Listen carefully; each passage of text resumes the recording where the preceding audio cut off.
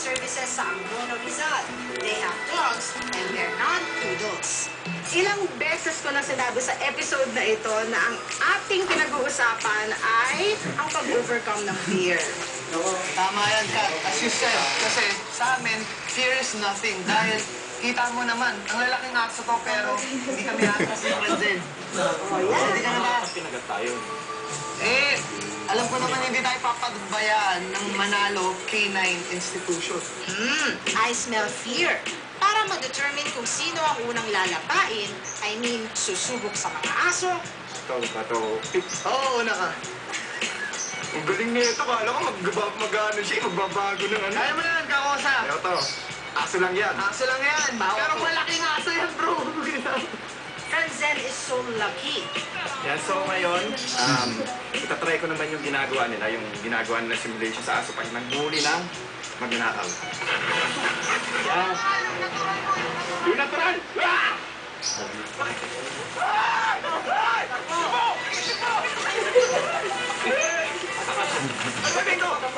Tatambay! Tatambay lang ako!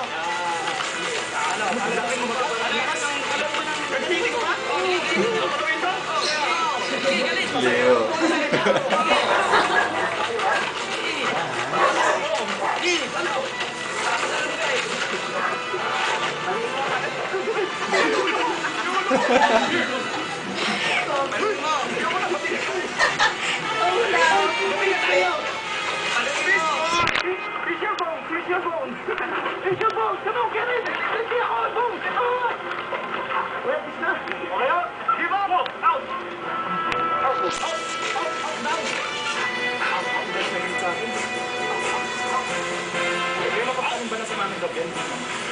Nung nakita ko nakatitig sa akin, sama ng tingin eh.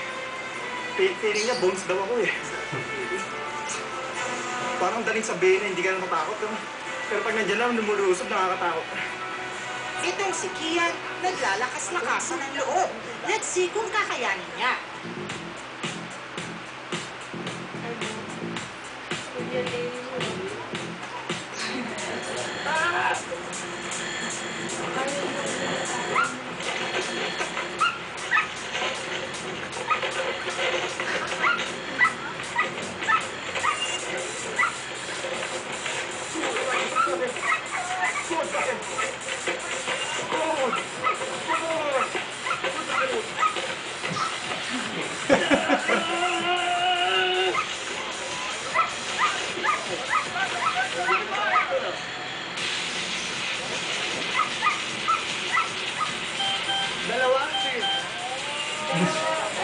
Dalawa lang.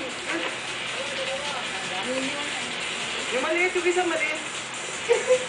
At talaga namang nagpapakita ang gilas itong si Kian. Presentalo pa.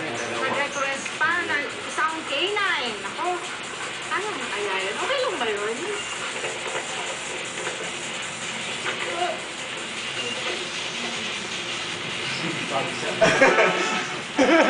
Si Berto.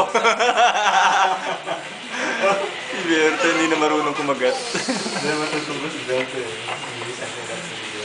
Super nag-provide si Kian ng excitement. Oo, di ba?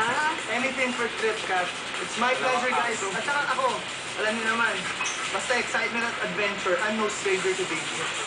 Pero nakakapagod talaga, kinabahan ako, kaya binato ko yung yung shaker dog, di ba? Ano tawag doon? Yun yung pinatarget nila, di ba?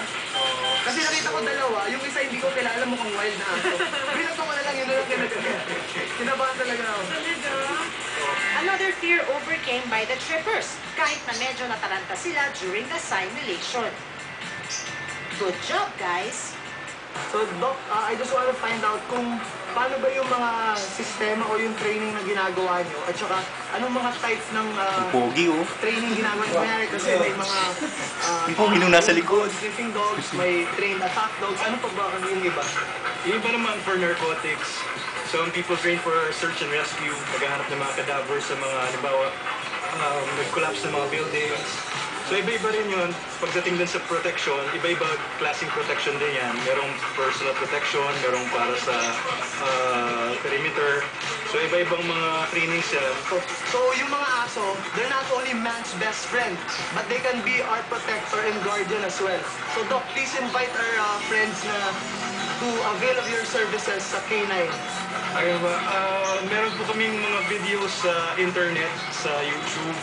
Pwede niyo pong panoorin yon sa youtube.com/manalok9. Up next, ang panginginig ng buong katawan ni Franzen. Extreme food trip ni Kian. And we will jumpstart